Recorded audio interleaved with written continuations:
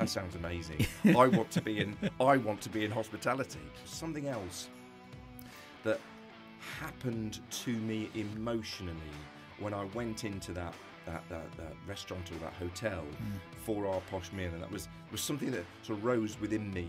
It was like, I really love the feel of this of hospitality, of this environment, and I love what it's doing to my senses 14 years later, because I was 14 then. By the time I was 28, I was a general manager of a 90-bedroom 4-star hotel. You know, I'll be 58 this summer, and so 30 years on, I'm at the Grand. I mean, you know, it's a fairy tale, really, and I don't have regret. I got a little bit of experience of what it feels like when suddenly the phone's not ringing, and I got a little bit of experience about what it feels like to shut a hotel and then reopen it, but nothing like the winter spring of 2020. But we got to business just falling out from around us. Literally, we want all restaurants shut by 9 o'clock on Friday the 20th of March. But hang a minute, it's Thursday afternoon the 19th of March. I've got food in fridges, I've got people on rotors, I've got customers booked for this weekend and into subsequent weeks. Yeah, closed from tomorrow night. So I went over and I said, you know, Mr. Gallagher, and I said, I'm Andrew, I'm General Manager of the Grand. I just wanted to, first of all, say welcome to the Grand and I hope you're okay. Secondly, just wanted to shake your hand, if I'm honest with you. He thought I was out of earshot, but I was still in earshot. And he turned round to his manager. I can't say exactly what he said because it's a podcast. But so a bit of an expletive. Next thing I know, I get a phone call one day. I know you're a big fan, Andrew. Ricky Gervais is in the restaurant. And he was doing his tour at the Brighton Centre. He'd just literally come in for lunch. Now, what happened in my mind at this point, Sam, I'll never quite understand.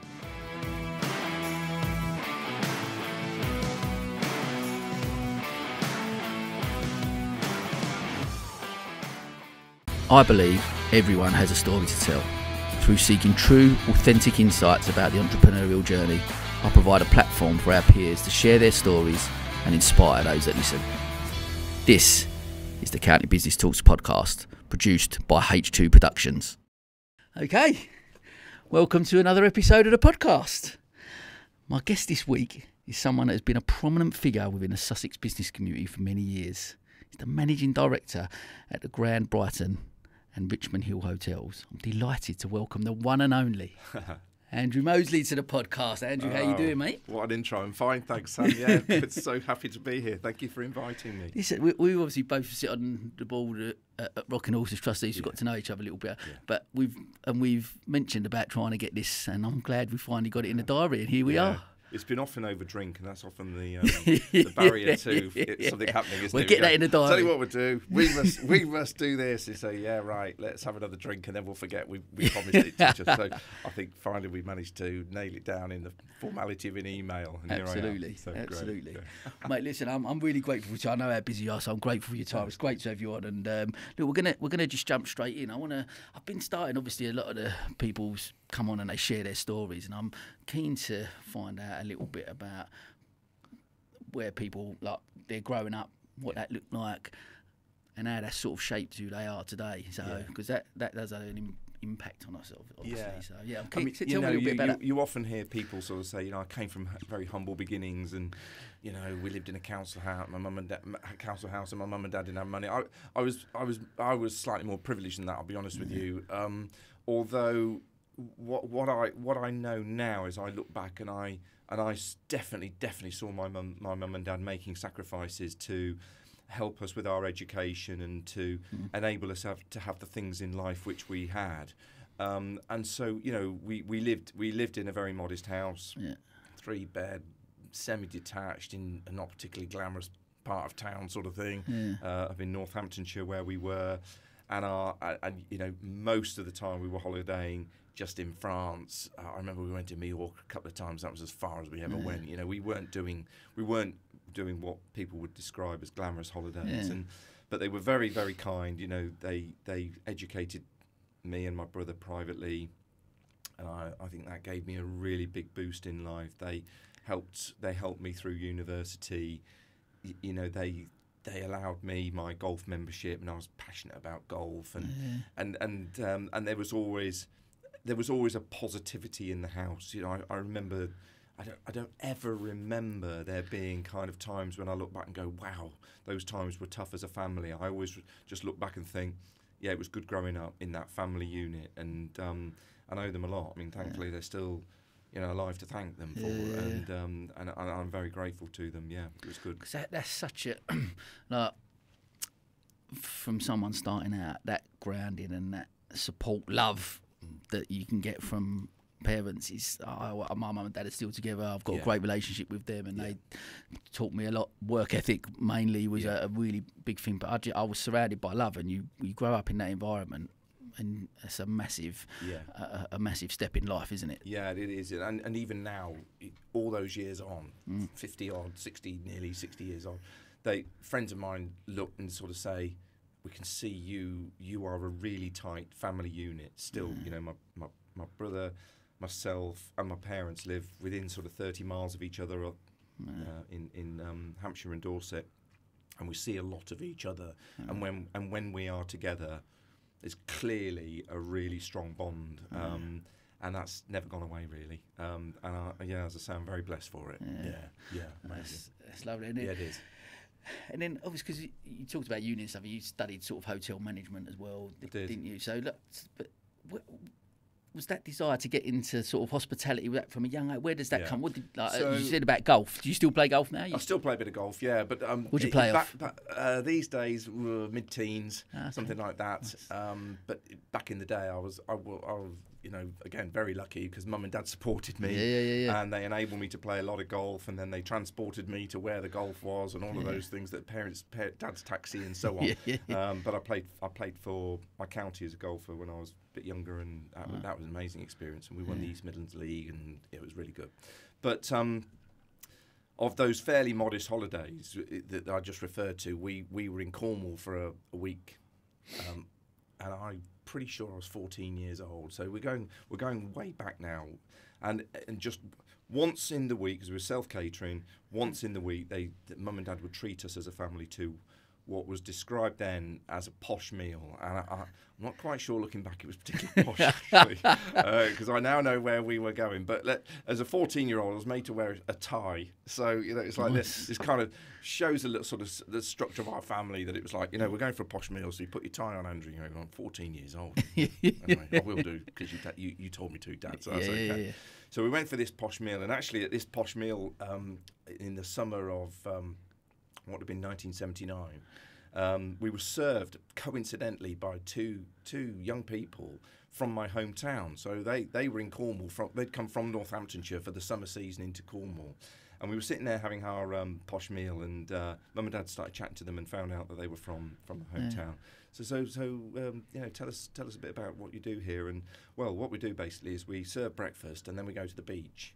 And we surf and we sunbathe and we, you know, chill out, and then we come back and serve dinner, and then more often than not there's a bit of a drink and a party in the staff quarters, and then we get up the next morning, we serve breakfast, then we go to the beach, and then we come back and we serve dinner, and then there's another drink or party in the staff quarters, and then we serve breakfast. I don't know, you stop me there, rinse and repeat. That sounds amazing. I want to be in hospitality, and literally, Sam, that was almost the trigger for me. But there's something else that happened to me emotionally when I went into that restaurant or that hotel for our posh meal, and that was something that sort of rose within me. It was like, I really love the feel of this of hospitality, of this environment, and I love what it's doing to my senses, you know. And I was quick to excuse myself from the table when we'd finish our meal, because I wanted to go and explore the hotel, and there was a pool and everything, and it was like, wow, I'm going to go and look. I just want to go and look at it. You imagine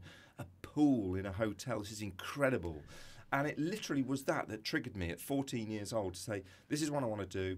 I went and spoke to, and I don't know her name, and I wish I did. I wish I'd written it down, but I went to speak to the HR manager, or the personnel manager, I think they were called in those days, of the Swallow Hotel in Northampton when we got back from holiday. And she said, well, look, good on you for, thinking about a career in hotels. Here's the path I would take, but it ultimately ends at the early stage of your career with a hotel management degree. So focus at school, get yourself off to university, get a hotel management degree, and see where it takes you. And literally 14 years later, because I was 14 then, by the time I was 28, I was a general manager of a 90-bedroom 4-star hotel at 28. Wow. I'll be 58 this summer. And so 30 years on, I'm at the Grand. I mean, it's a fairy tale, really. And I don't have regret at all. And if you said, well, would you do it all again? You go, well, okay. I wouldn't do it all again if I'd already done it, if you're with me. Yeah. But I would have to do it if I'd never done it, because I would want this again. I would definitely want this all over again. But if I had to do it, if I got the chance to do a second time round, if you like, I'd do something different, because then I'd probably venture capitalist and make loads of money. Or I don't know what I'd do. I don't know what I'd do, but I'd be bored doing it. Yeah. But I'd be happy knowing that I'd been a hotelier, because it just clicked with me, and I never looked back, really. That's incredible.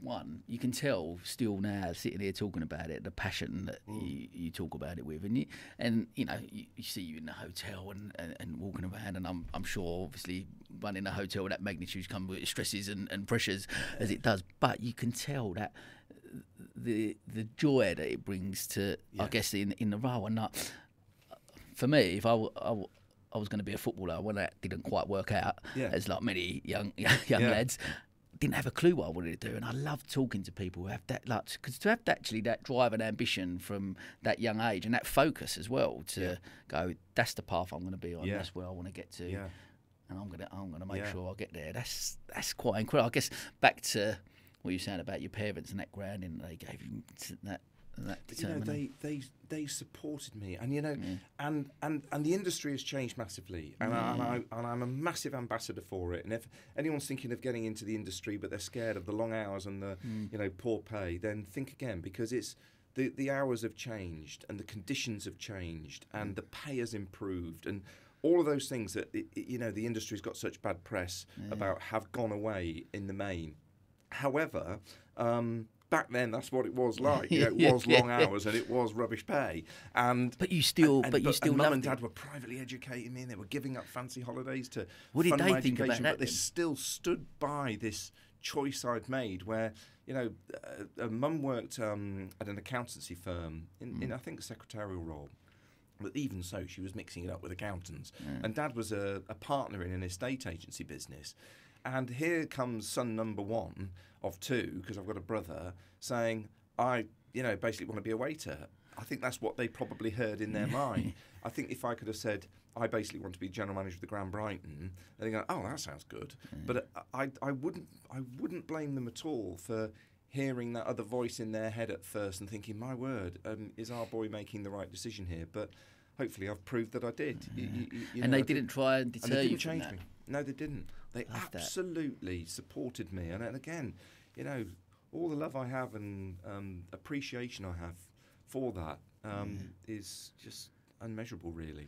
Because ultimately, we do love, I've got twins, and I look at it and I just think, all you want them to be is happy. And of course, there's paths you go, if they do that or that. But ultimately, you just want it. And that, again, back to listening to you talk right now about it. And if you're talking to them back then at 14, 15, 16, with that passion and that, surely, like you said, they've got to support you or want to support you in that role. And one of my daughters is pursuing a career in musical theatre, and many people would say, wow, that's quite risky. You can be in and out of work and so on, but I can just see the love and passion she has for it. And so, she just has my absolute support, because she will get up and be happy every day, doing what she wants to do. And that's that. You know, I was 15 when I started washing pots in a hotel, part-time job at Christmas. I was still at school, hadn't even got to O-level year, I don't think. So again, back in the day when, you know, there wasn't any employment law. They just, you know, it was just child labour, and I was washing pots in the kitchen, and when I was 15, so that's 43 years ago.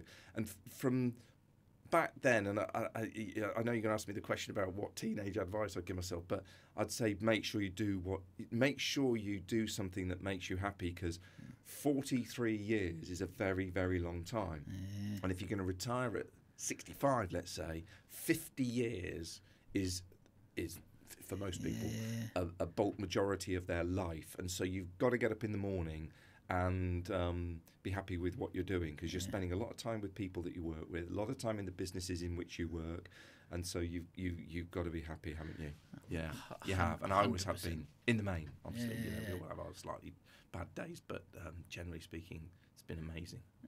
I 100% echo that. I think whatever is, and things have changed. I think, and what's quite fascinating is because things have changed. Like, we don't necessarily always get into roles now, and that we're there for forever, or even careers. People change careers quite frequently now, and you know, wear different hats and different businesses or whatever, and on that sort of side of things. So there is that thing, but.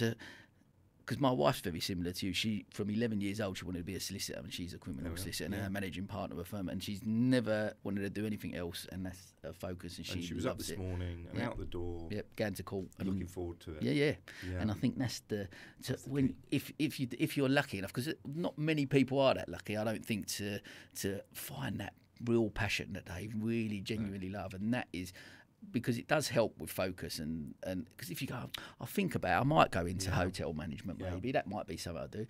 Somewhere down the line, you might not see that through because you know. But I feel sort of kind of desperate for people when I have those conversations with young people, and they're not sure, and I almost feel like, I really wish I could fix this for you. I wish I could find that nugget for you where you go, oh, that's it. Be it criminal lawyer or accountant or a police officer or whatever it might be, I wish I could help you find it, because I know the feeling it gave me when I knew I knew my course, if you like. I knew where I was going. As I said, and then I was able to pin all these other lovely things alongside it, like university and university life, and my golf, and because the years in which I played for my county, I was 17 or 18 years old, so you know, it was 2 or 3 years later. So by now I was working in hotels.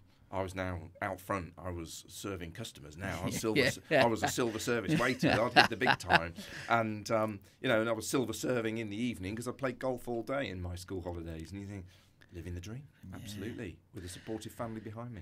And I listen to, like, you can listen to you talk about actually hospitality. I've heard you speak about it before as well, about hospitality in general and the passion you've got for the industry, not just obviously your role and being within in hotels, but hospitality as an industry. And I listened to a really interesting podcast with Nick Jones, the founder of Soho House. Oh yes. And he speaks about that actually he believes everyone should have a role in hospitality at some point, because the experience it gives you for whatever you go into in life, actually how to deal with people and that customer facing environment, and the work ethic element to it as well, because like you said, this can be hard work, long hours. I'm assuming, especially like you say, in those early days as well. No doubt. To it. It's, absolutely. I mean, I probably didn't appreciate when I was 14 years old what so-called sacrifices I was going to need to make in order to pursue this so-called dream career. But I gave up an awful lot of family parties. I gave up a lot of birthdays. I gave up pretty much every single Christmas day for as long as I can remember, up until maybe 2 or 3, 4 years ago. Literally, I was at work on Christmas Day, and therefore, that we would sort of hurriedly open the presents, and then I'd disappear off, and then I'd come back later, and we'd have some roast dinner or whatever it would be, but that was down then to my wife then, now ex-wife, but my wife cooking that meal, for me when I returned from work. So, you know, everyone was making sacrifices. You know, again, another supportive family unit around me, allowing me to pursue my hospitality career. And but yeah, I mean, if you are going to be on the operational side of hotels or hospitality, and generally speaking, bulk of people go out on a Saturday night. So that's when you need to be there to look after them, which means you need to give up your Saturday night. However, let's go back to something simple like the golf thing. You know, golf courses are really quiet on a Wednesday and a Thursday. So you get your Wednesday, Thursday off, and you can go play golf at probably a cheaper rate, and then you can, you know, go to the shops and it's quite quiet, and you can have a lie-in because you get a midweek lie-in, and that's quite nice, and all of those things. So you take I think it's sort of it needs to fit your your lifestyle aspiration. You know, if you want to be one of these people that go, no, I want to get to 5 o'clock on a Friday, and I literally want to lock the office and turn the lights off and set the alarm and not have to think about it until Monday morning, and I'm out, or we're away or whatever. Then it might not be for you, because it's a really obvious thing to say, but hotels don't shut. They never shut, and that's the other thing. You know, you can get a call in the middle of the night. Even now in my role, I can get a call in the middle of the night, and it's like, we have a problem. And at that point, you are out of bed at 1 in the morning or 2 in the morning, and you're getting dressed, and you're on the road, and you're going to work. Yeah. Wow. But not very often. I mean, like, I don't know how many times. 30 times in my entire career, sort of thing. That sort of thing happening. But you've got to have that mindset, that flexibility in your work life ethos. I think is the best way to put it. Yeah, because I guess that I want to talk work. We'll go on to that a bit later, I'm sure, about work-life balancing. Because, like you say, as a business owner, I find it very hard to switch off. So you're constantly thinking, you know, there's always something to do. So I'm really keen. I guess, like you said, you're running a hotel that never closes. No. So, and you're the general manager. So the buck almost stops there with you. So you're, like you said, you're the first point of call with something. There is an issue. So how are you about when you do leave the hotel? Are you able to switch off? Do you? Yeah. Generally speaking, I am, and you know, that is to the credit of the amazing team I have working with me, Sam. You know that if you trust the people around you, that they're probably going to do it better than you would if you were there on. You know, everyone thinks no. If a job needs doing, do it yourself. No, I don't share that at all. I think if a job needs doing, get someone else that's really good at it to do it, because they're better than me. And so you know, it's about having that trust in your team, employing brilliant people, which I'm privileged to do. That's a sign of a good you know, leader. They as are well, though, absolute. They are absolutely phenomenal. I mean, you know, they are. I've worked with a lot of teams, and they've all been really good. But the team that I'm working with now, in both hotels, but the Grand, are absolutely. How many staff are there at the Grand? We've got about 320 staff at the Grand, and about 130, 140 in Richmond. Yeah, so we're 450, something like that, across both businesses. That's a huge that amount. includes some, you know, part-time and casual staff. That, you know, we've got large banqueting departments, so you get a lot of kind of transient staff, students that come and go because of the term time, and some that go away to university and then come back to Brighton, so they're there during the holidays, and then some that are in Brighton and then go away because they're from further afield, and therefore they're available during term time. So we have a lot of people on our books, but still works out, I think, about 220 full-time equivalent staff in Brighton alone. So big team. But they're amazing.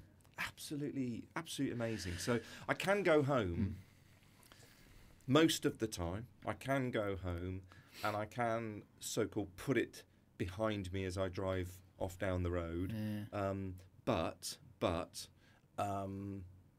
it is a 24/7, 365 business, and therefore I think the minute you think you've turned the key in your own office door, it's therefore shut, and there's nothing for you to therefore have to contribute or worry about.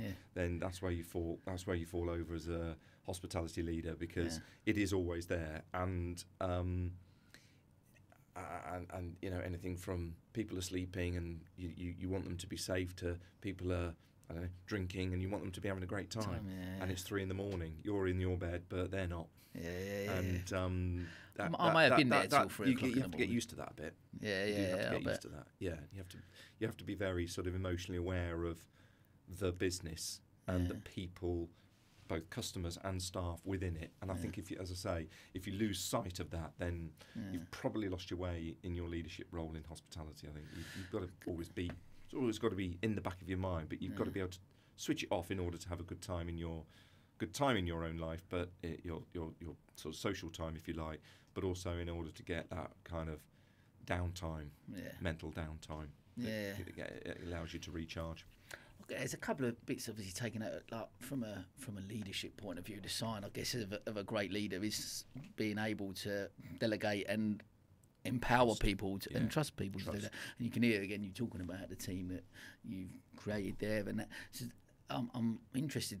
Culture is such a big thing for me. I must have talked a million times on the podcast about, you know, brought me to Brighton originally, the salon. I've run that for 3 years. That's right. Got the culture completely wrong. I went in, I think, I blame myself completely, but I do think I went in with my first business with the view of, I'm going to be a boss. I'm a boss here. This is what I need to do. I wasn't a leader. I was a boss, and I just got it wrong. And it was. I look back. I had Mark Woolley on here before, and he's such a fascinating guy. And his salon was round the corner from me. And we got on really well. He come on here, and I was so interested to talk to him about culture because I was like, we used to lend each other colour if we'd run out of colour. I'd walk into his salon and he was buzzing. All the staff were happy in there, loads of people in there, and I'd walk back round to mine. I've got it. This is saying it's not right here. I've got this wrong, and I was always, you know, very envious of what he'd create, and I was keen to talk about that and about culture and listening to you now, looking after people, being a good leader, empowering people to be able to do that. Talk to me a bit more about the culture within the Grand, because that's a huge amount of people to look after. It is, and especially people coming in from a transient point of view. If you've created a strong culture within, whether they come in and then they go and then they come back, but they're buying into that culture. Or? So I mean, culture for me is deep rooted. You know, I think if you've got a startup business, I think you can arrive on day one and say, you can almost sort of write down what you want the culture to be, and you can train it into the startup team. But if you're taking on a existing business, culture exists before you get there, be it you become the new owner or the manager, whatever it might be. And changing culture is probably more difficult than creating a new culture. You know, I've arrived in some businesses during my general managerial career, where the culture hasn't been good, and you know, changing it has been really tough. But you just have to be strong, and I think you need to, you know, be clear on what it is you're looking for, communicate very clearly, give clear direction, all of those kind of so-called management cliches, if you like, and slowly change it. And for me, one of the absolute key metrics then in terms of your business success is your staff retention number. So what we do is we measure people with 1 year's service or more as a percentage of our total payroll, if you like, total head count, and we're at about 70%. So 7 out of 10 of our staff have got more than 1 year's service. So culturally, they've grabbed the culture. They've been there long enough to get the culture. They understand the culture. So then a new member of staff comes in, and the new member of staff is in a minority because they're only 30% of the team are new, less than 1 year's service. So the majority is ensuring that the minority can't change the culture, and they're doing it without realising it. You know, we don't get up in the morning and sort of wander around and say to everyone, "You 70%, make sure you keep the culture going," because we just it's inherent in them. It's inherent, and it's subconscious, and it's all of they understand what behaviour is expected of them, and the style and the tone and approach and all of that cultural stuff, and the way that we behave with each other, the way in which we behave with our guests, the way in which we interact, the way in which we speak, all of those all that cultural stuff. So that for me is the key, because as long as you keep it at a really high number, and 70 is good, you know, more would be great, but this is hospitality and it is quite a transient business.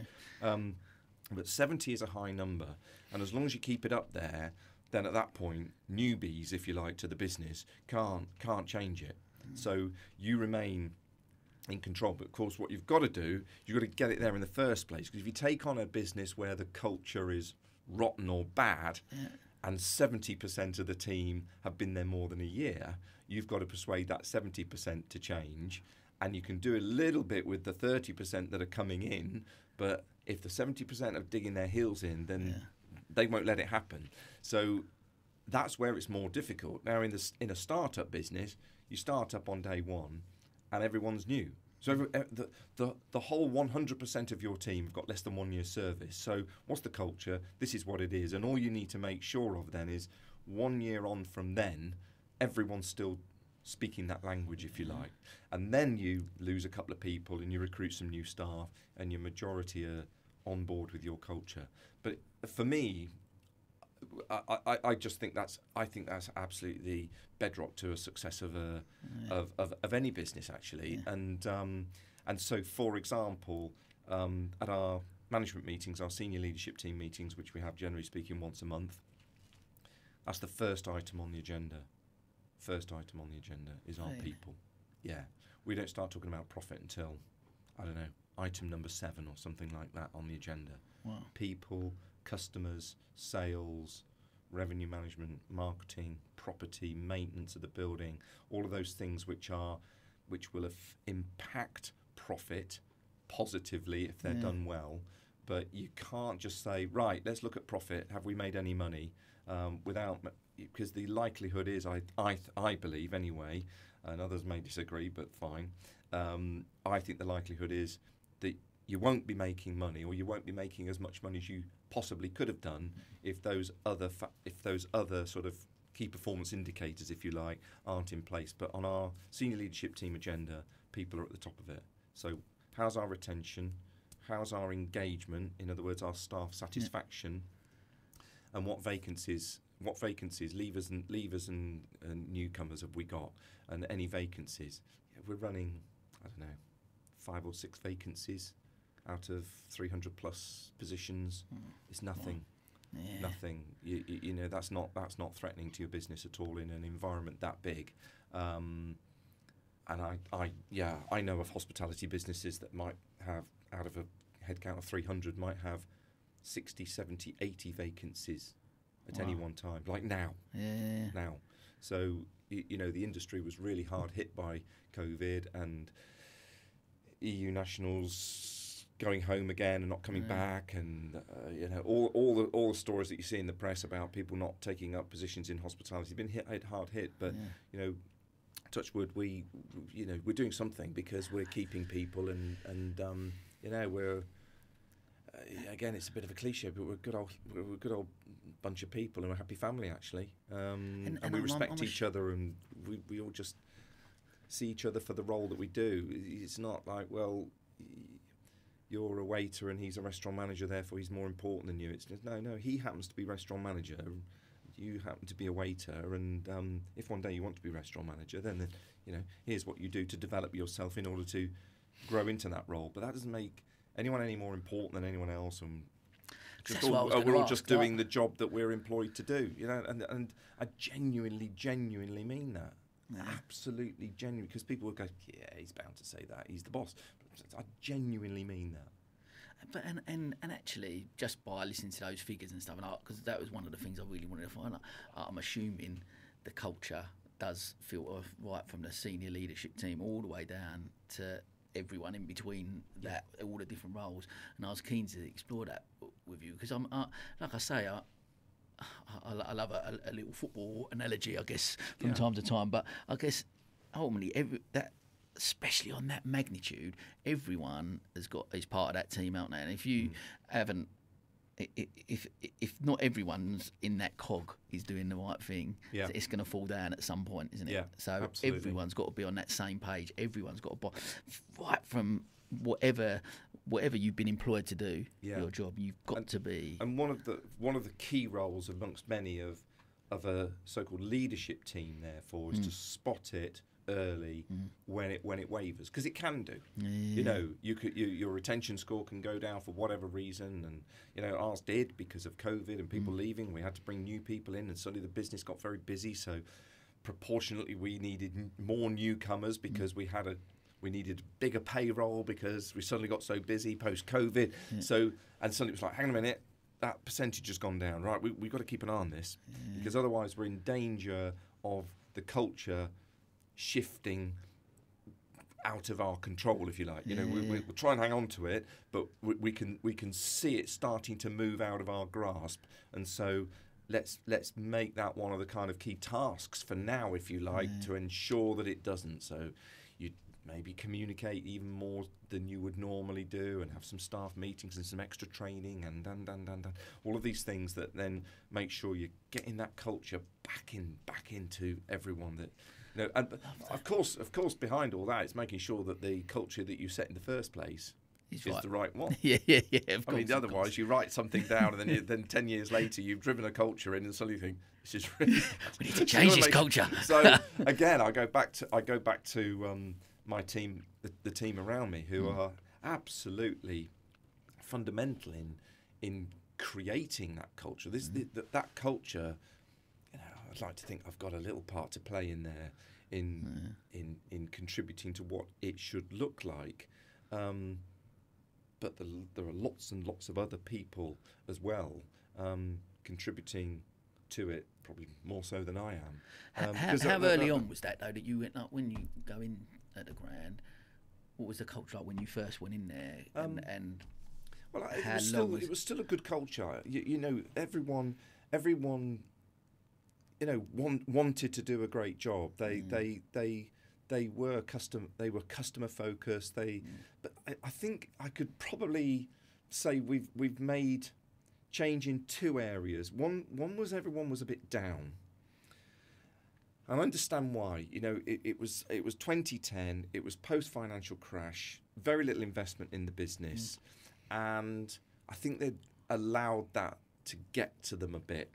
You know, it's like, well, we'd love to do X, Y, Z, but we can't because we haven't had any investment. I go, right, okay, well, we need to sort of change our mindset a little bit there. We need to start thinking that we may not have had any investment, but we can still make things happen.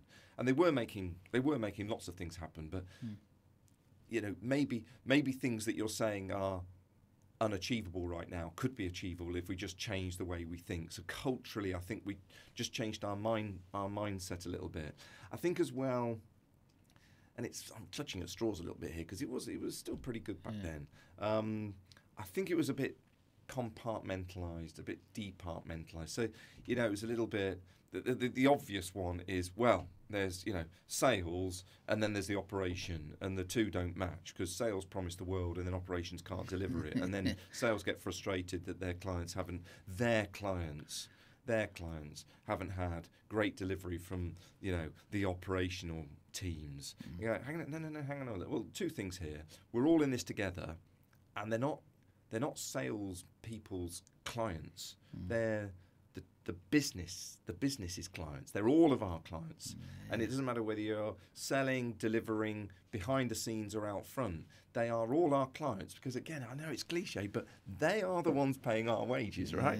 They are paying our wages. These good people that are coming in spending their money in our business pay our wages. So I think we needed to change that because there was a little bit of occasional blame flying around, you know, well, the reason we can't do that is because, you know, we can't check people in because housekeeping haven't cleaned the rooms yet. You go, well, no.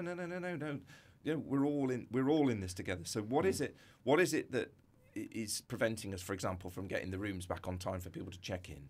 Well, we can't, you know, we just need to literally just check that the room attendant has cleaned the room. Well, then if receptionists standing twiddling their thumbs because they can't check people in, why don't you send a couple of receptionists up to open some doors and see if the room's been cleaned, and if they have, put them back in the system and check the person in. Yeah. I suppose we could do that. Yeah. So, I'm not giving that as a live No, example or but a real example. It's just what can go on in hospitality, what can happen in hotels where not so much a big blame culture, but just perhaps the right hand not talking to the left, and not understanding that we're all doing this together. So maybe that was something that we changed, and we got some nice little boosts along the way, because we got some investment in my fairly early years. I think 2013. So I've been there 3 or 4 years, and we got a fairly decent amount of investment, and that grew momentum more, and suddenly we could see that the building was getting some love, and we were being invested in because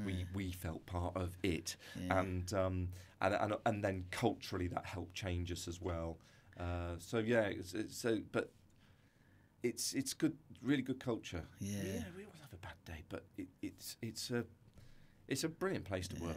Absolutely brilliant place, and Richmond as well. I'm kind of referring a lot to the Grand in my conversation. Yeah, sure. Giving that as my example, because if I tried to talk about both businesses, there'd be slightly different nuances, and so I'm tending to centre in this conversation on the Grand. But the same goes for Richmond. We've shifted the culture there massively. I mean, Really? I'll say it out loud. If you haven't been to Richmond Hill Hotel, do so, because we're really, really proud of it. It's had a lot of investment. Culturally, the team are amazing. We've switched the culture. It's very positive, very customer-centric.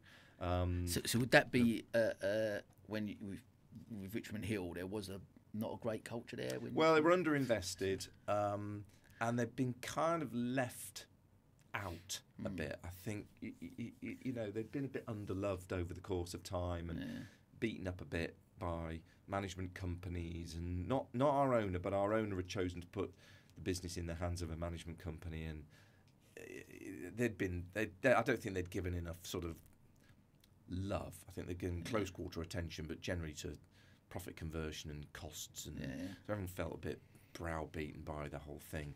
And we came along because in 2017, 2018, the two businesses came together more. So the owner of the two hotels ran them very independently of each other, and then we agreed one way or another that I become the managing director of both businesses based out of Brighton, and we would run them much more collaboratively.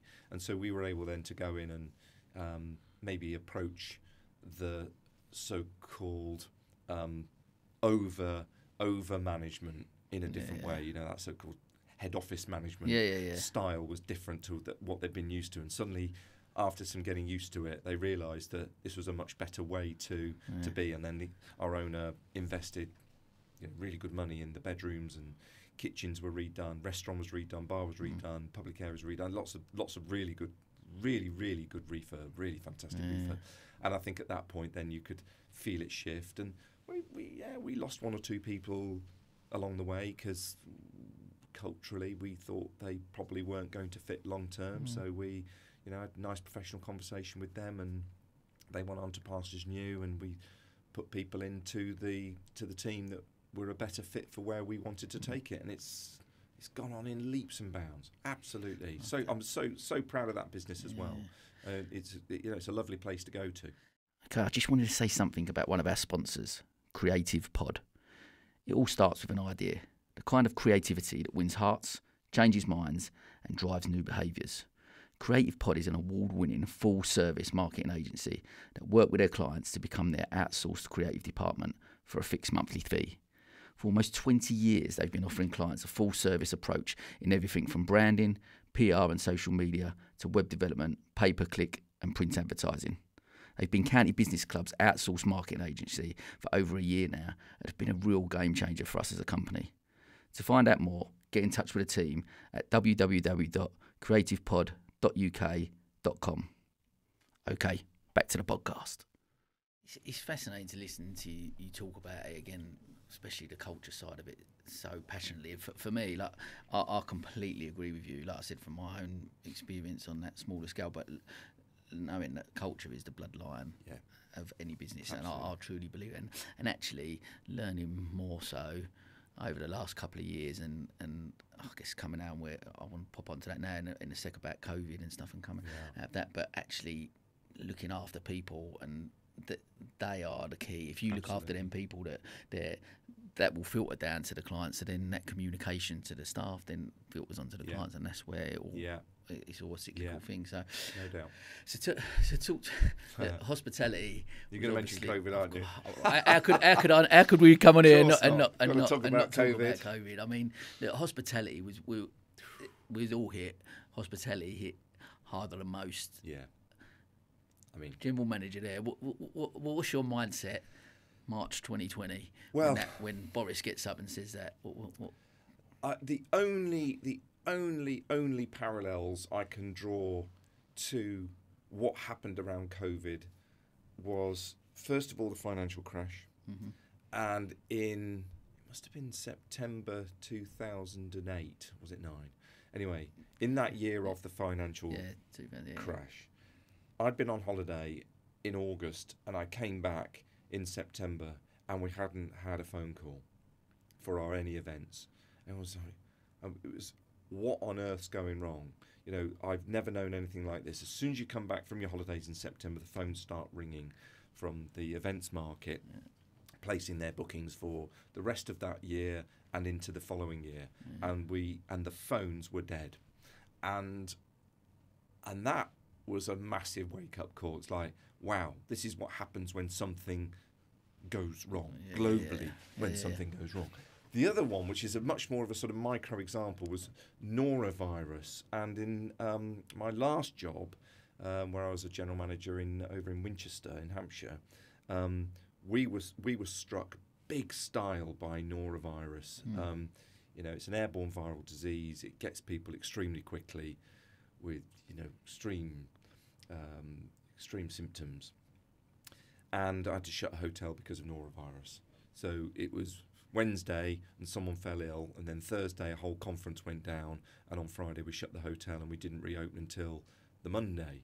And so I got a little bit of experience of what it feels like when suddenly the phone's not ringing, and I got a little bit of experience about what it feels like to shut a hotel and then reopen it. But nothing like the winter spring of 2020. So it all started really, as it did for most businesses, I think, around sort of late January, early February. It's like, do you know what? We're getting some cancellations, and there's this kind of talk in the news and the press about, you know, coronavirus as it was then referred to, wasn't it? It became COVID-19 later. And anyway, you know, we all know the story, Sam, so I won't bore anyone with that. But we got to business just falling out from around us. And I suppose most notably was, I think it was on the Thursday, which would have been the 19th of March, we were due to have quite a large dinner in the hotel, 300 people or something like that. And on the Wednesday they rang and said, out of social responsibility, we're not coming tomorrow, but we'll pay you, don't worry. We've made our own decision under our own so-called health and safety policy not to come to your hotel tomorrow night because we just don't think it's safe to do so. And we'd already sort of kind of seen the writing on the wall, because by now the press was full of it, wasn't it? But that was one of those moments, amongst others, where you thought, oh my word. And then of course the government just come out and go, right, shut your restaurants tomorrow, please. Literally, we want all restaurants shut by 9 o'clock on Friday, the 20th of March. But hang on a minute, it's Thursday afternoon, the 19th of March. I've got food in fridges, I've got people on rotors, I've got customers booked for this weekend and into subsequent weeks. Yeah, closed from tomorrow night. And right, okay, we'll do that. But here was the interesting thing, and I think, you know, hindsight's a great thing. We were then allowed, if you remember, to continue to run the hotel as a hotel, but without restaurants and lounges and so on. But customers could have room service, for example. So we stayed open for that weekend, the 21st, 22nd of March. In both properties we stayed open, as indeed everyone else did. All of our competitors, we all stayed open. And if you remember, it was a really, really, really hot weekend. Fantastic weather. And on the Monday, we'd sort of, got through and we'd served customers, and probably about, I don't know, 3/4 full in both hotels, still very busy. And we got to the Monday, and across all the media, the papers on Monday morning, coincidentally, were pictures of Brighton Beach and pictures of Richmond Park, full of people out enjoying the sunshine.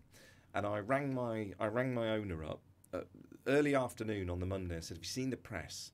I said, it's just kind of just our luck sort of thing, but it's no surprise that the press are running pictures of the beach in Brighton where we've got the Grand and the park in Richmond where we've got the Richmond Hill Hotel. And I said, but and I said, I'm not sure how good that looks for us, that we've got an association with those two hotspots that are getting a bit of a grilling by the press to say, if there's COVID, if there's coronavirus or COVID, look at the way that people are out and about still.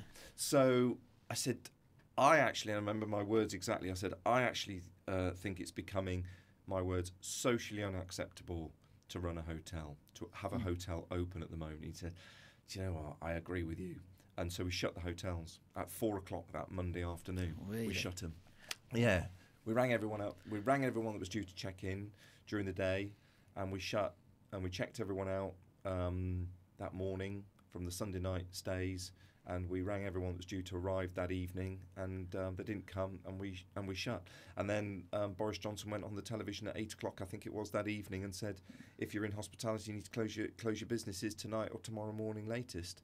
But we were already shut. We were already shut. And so how do you, at that point for you as a leader, that many staff? Yeah. What's that level of communication to staff and again back to culture, morale, scare they're in a situation actually where this was prior to furlough and stuff so on all of those pieces, communication is always important, and I'm a great believer in it. And again, it's a bit of a cliche, but I genuinely am very, very, very into communicating. But boy, it was never more important than then. And let's learn how to use Skype or Teams or Zoom or whatever, like double quick. And in my naivety, it's almost kind of sort of nice story looking back in a weird way, but I said to my senior leadership team, we need to have at least a daily call, and if not 2 a day. So I'll send out the link, and we'll all be on Zoom. I think we were using Skype back then actually, and whilst we were talking, I was making notes. I was making notes. I was typing output notes from our conversation, because let's keep the sort of the commentary from our conversations alive by minutes, if you like, for want of a better, action points and minutes.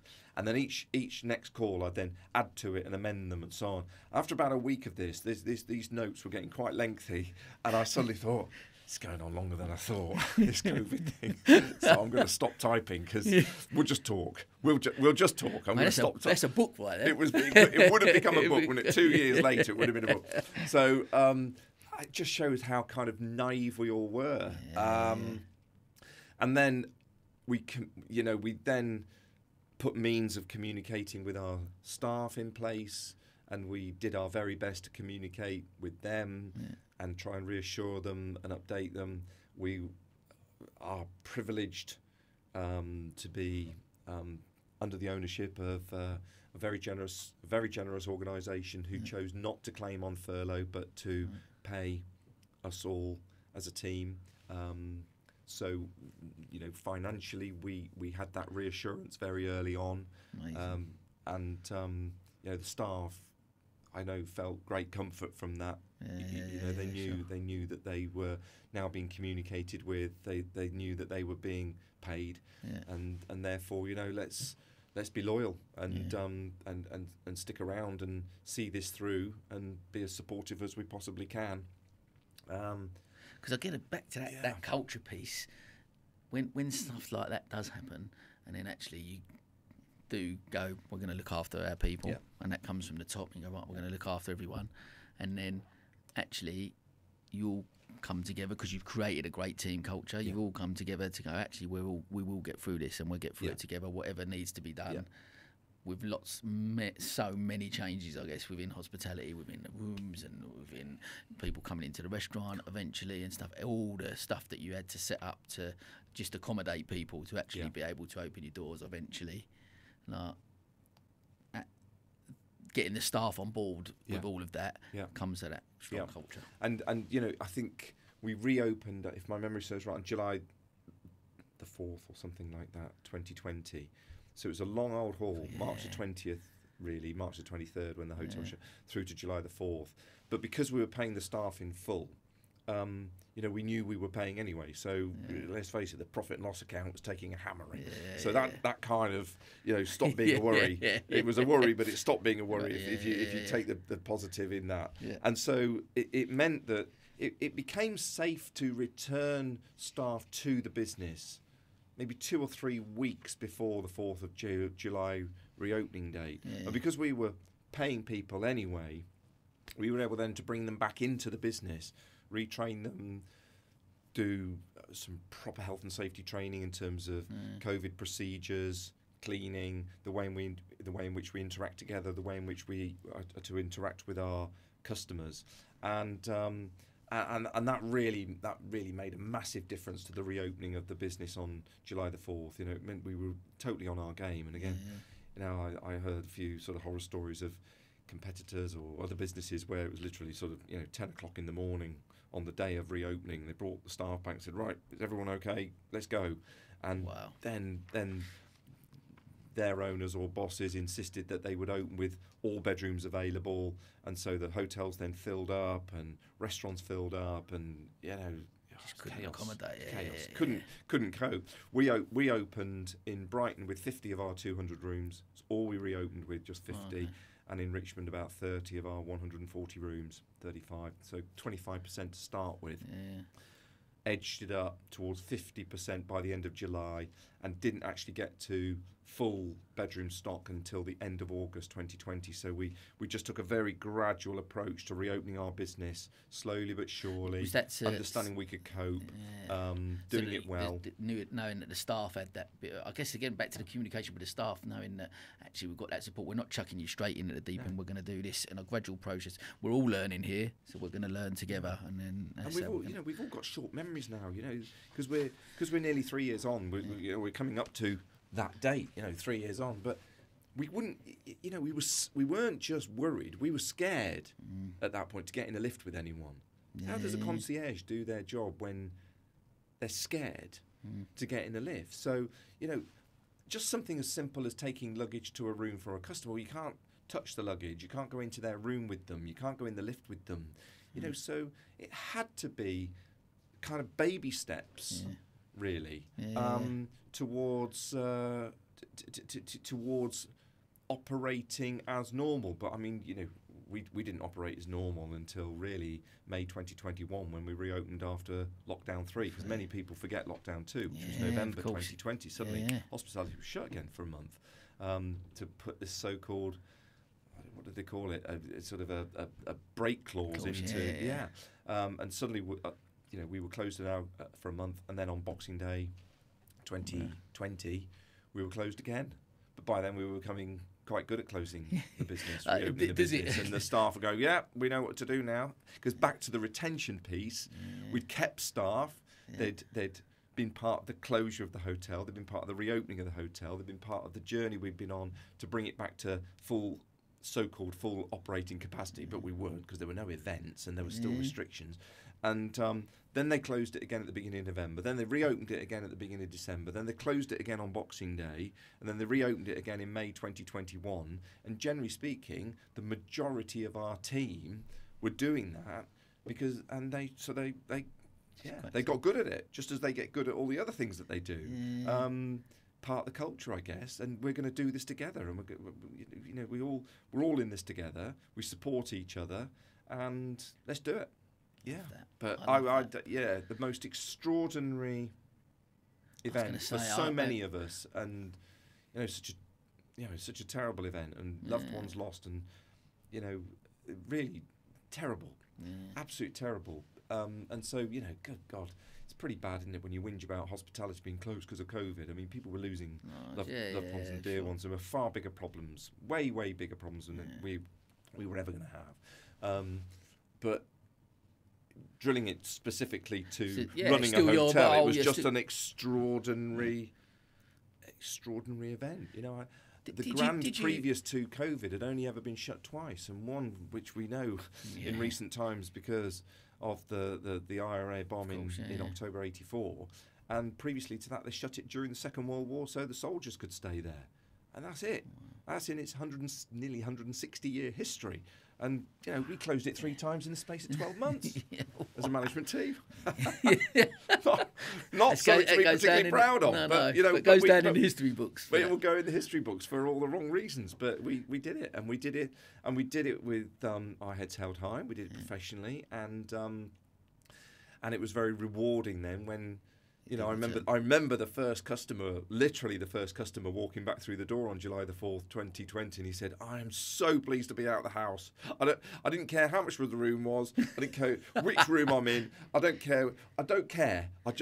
Me and my wife just wanted to get out of the house, and we are so pleased to be here." And then we're all in masks, we're all keeping our distance and so on. And go, "Well, it's really nice to see you, sir. You know, thanks for coming." And I guess, but just a couple of bits there for me, like you as going into that industry and wanting to be in that industry from such a young age, going through something that you probably never imagined that would ever happen. No. And then, but because ultimately, as within hospitality, you're creating spaces and experiences for people to have a great time. Yeah, that's why. Well, it goes back to my posh meal story, doesn't it? Yeah, exactly. Someone somehow in that posh meal back when I was 14 years old played with my emotions when I went into that building, into that restaurant or hotel, and you just you said it for me. That's what I always wanted to do. So you stood there and seeing those people come in and playing with their emotions. And I go back, like, for you, was there ever a point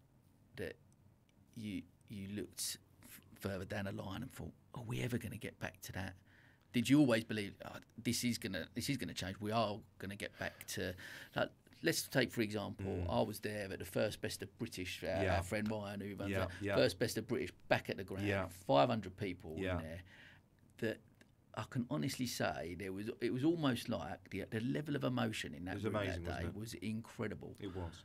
And because I think there was points during the 12 months prior to that where there was a doubt in people's mind. There was. Are we actually ever going to return to that? Yeah. Will we ever do that? Was that thought in your head? Yeah. Did you think that? It was. Yeah. It was.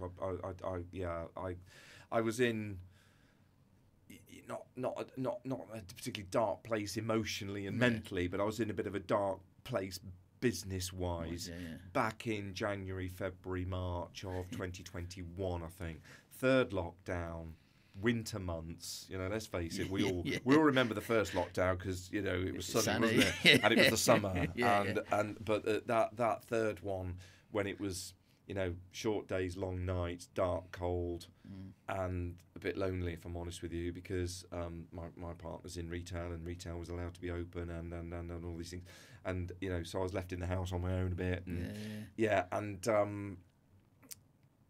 I think more than once, lots and lots of occasions, I sat there and thought, how on earth, let's use Best of British as a good example, how on earth are we going to end up back in the room with 500 people in the Empress Suite at the Grand again? I just can't see it. I just couldn't see it.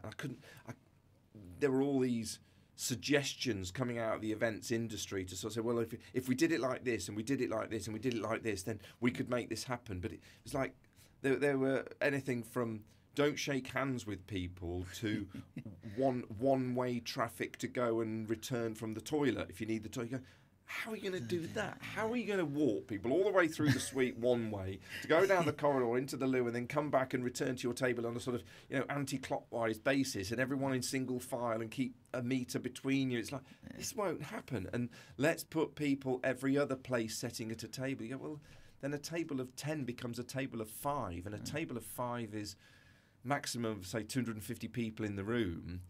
But even so, you'll be back to back with someone that's too close to you.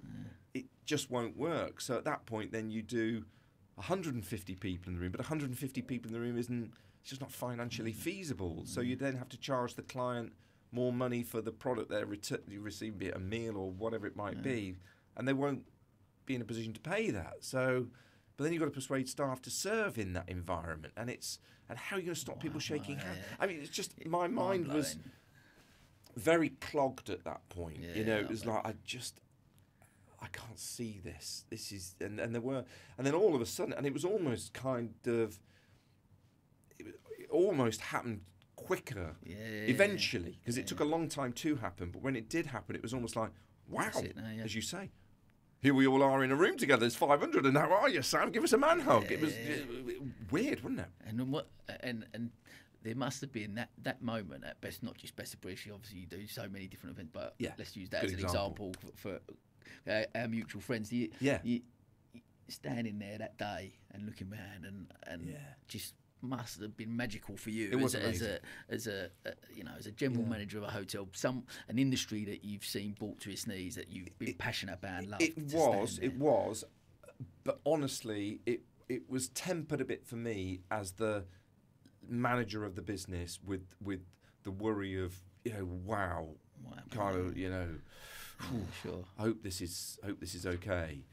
Government guidance and so on is one thing, but your gut feel is another way. I really do hope this is all right, because wow, it just still feels a bit edgy what if that to me. spirals into and everyone is having a drink. And, oh my word, they're starting to get up from their seats. And, oh my word, they're all shaking hands and hugging and kissing. And oh goodness gracious! And people were coming up to me on the day. Gosh, this feels quite surreal, doesn't it? And you think, yeah, it does a bit. And then there've been other people, of course, who said, I'm sorry, I'm not coming. I don't feel ready for that yet. And as recently as pre-Christmas, Julia and I, my partner and I, were at a function at the Grand, and it was Chestnut Tree House's ball, I think, that we host. And someone came over to me, and who I know, a local business person with his wife, and said, so nice to be out for the first time. Wow. For the first time. And that was November 2022. In fact, it was just into December, I think. It was December the 3rd or something. So December 2022. And that person's attitude and approach to socialising, connecting, getting close to people and so on, was super well, I'm not even going to say super cautious, was super cautious to some, but cautious, more cautious than others. And so let's not lose sight of that there were people, lots and lots of people in, whatever it was, June 2021, or I can't remember when it was.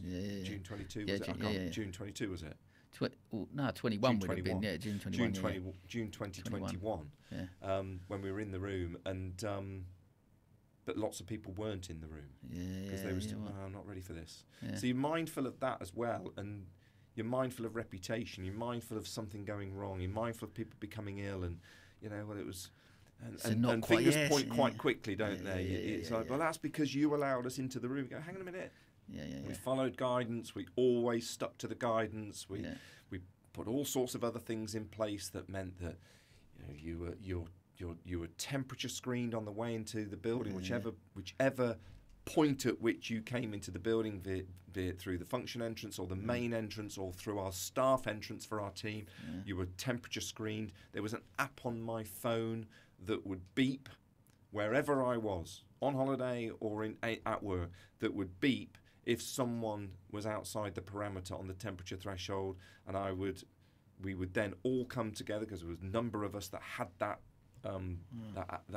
that alert on our phone, and it would right, this gentleman, and you're sporting your black baseball cap. So a guy's just walked in, it's beeped, he's in a black baseball cap.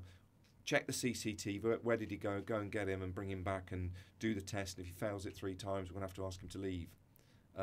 So all that was going on. We were doing loads of things, all the sanitisers and goodness knows what. All COVID tests, and we were asking large events to take a COVID test prior to arrival. Couldn't make them, but we were asking them. Doing all sorts of things. But so we were doing everything we could, but it was still, it still left you feeling edgy. Even though even though in your heart of hearts you thought, I think it's probably okay, but it was back in the day when coronavirus was killing innocent people, less vulnerable, you know, that you would expect. Those people were dying from this dreadful disease, and so that's what, you know, and at the top of your agenda when you're running a hotel or any hospitality business for that is people's safety. And you sort of say, right, okay, I want to come and have a good time in your hotel. Yeah, let's make sure you're going to be safe first. Okay, you're going to be safe. That we guard against fire and we guard against, you know, disasters of any sort that may endanger you or injure you. COVID was doing that. COVID was endangering our customers, and so it's interesting actually. It leaves that niggle in your mind, you know. But in the meantime, we were in the room and we were enjoying ourselves. You were probably more than me. Yeah, and that's the I guess, like, it's so amazing to actually get a real insight into what you sort of think, because look, I'm a people person, so I was one of them. The second I could get out, I want to be out. I want to be out with people. I want to get back. Of course, I would. You know, there's concerns, and you look at families, and of course there's tragic. But I was keen to. You follow the guideline. I was keen to get out. It was a euphoric moment. That I still remember being in that day, Best of British, and hugging people. It was great. And because subsequent, strange enough you say about that, because subsequently we attended a really nice dinner. Julia and I attended a really nice dinner over at Gravetime Manor in Sussex, and you couldn't come because you got a coronavirus, so I ate with your good lady wife. So, you know, she sent me them pictures, and that food was terrific. It was a brilliant night. But you know what? Your appetite to get out, it gets us in the end, Sam. It got you then, didn't it? Absolutely. But it was a great night with your wife. We had a good time. Yeah, she sent me lots of videos. I remember speaking to Dan, who put it on. I was like, mate, it seems like you've created an event for me. It was with Italian culture, with food, and they had the singers. I was like, they've put on an amazing night for me, and I was sitting there on the thing, coughing me. Anyway, let's move swiftly on. Moving on from that. Anyway, that will teach you for going out too quick. Yeah, exactly that. Pay note. Yeah. Well, let's move on to something a little bit more maybe joyful. We can a little bit more light-hearted.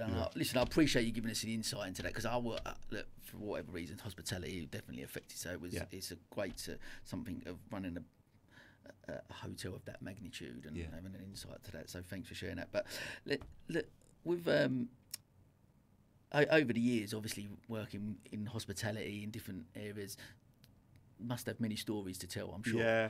A little birdie has some mentioned. I can't share.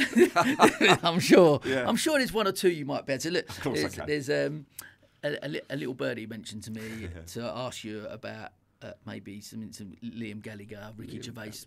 Liam Gallagher and Ricky Gervais stories. Yes. So we tend not to talk too openly about our guests on podcasts and the like. However, yes, it's fair to say that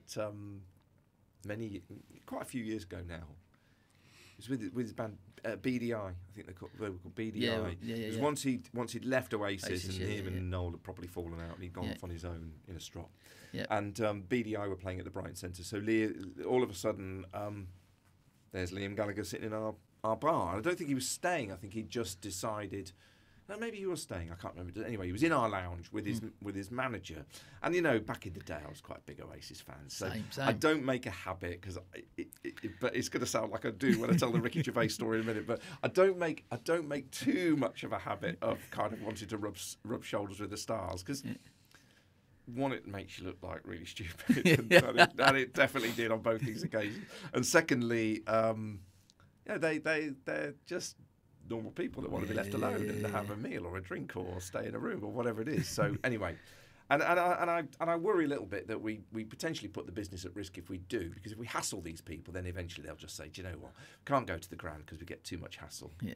And I learned that at a very, very early age in a hotel I was. A member of the team I wasn't running it, but in Manchester, which is a big hotel in Manchester where all the stars stayed, and I'm going back to the 80s, Durans of this world and so on, all stayed there, and they liked to be left alone, and if you could prove that they were left alone, the more of them came. So you got to meet meet more of them. You didn't necessarily shake their hands, but you were in their presence. No selfies back then, obviously. Yeah, no selfies. So anyway, so Liam Gallagher's sitting in the lounge with his manager, and I thought, I've got to go and say hello to him because he's just a legend to me. And so I went over and I said, hello, Mr. Gallagher. And, all right, geezer. And I said, I'm Andrew. I'm general manager of the Grand. I just wanted to, first of all, say welcome to the Grand, and I hope you're okay. Secondly, just wanted to shake your hand, if I'm honest with you. Love your music. Saw you play at Main Road way back when in Manchester, and just think you're great. And he said, yeah, okay, well, nice to meet you, nice to meet you. Then as I walked away, he thought I was out of earshot, but I was still in earshot. And he turned round to his manager. I can't say exactly what he said because it's a podcast. But so a bit of an expletive. But he said, his manager, he said, hey, listen, right, that's obviously the main geezer. We can get whatever we want now. And I turned round and I said, no, you can't, by the way. I just wanted to say hello. He went, oh, I didn't realise you were still listening. So he obviously thought, shaking his hand, I could just basically say, I know Andrew. I mean, there's a lot of people that go in and go, I know Andrew. Go, I know. If you Google General Manager Grand Brighton, it comes up Andrew. Right? So people then come into the bar and go, oh, I know Andrew. And the staff go, yeah, bet you do. Yeah, I know his two sons. Well, he hasn't got any sons, he's got daughters. That's a bad start.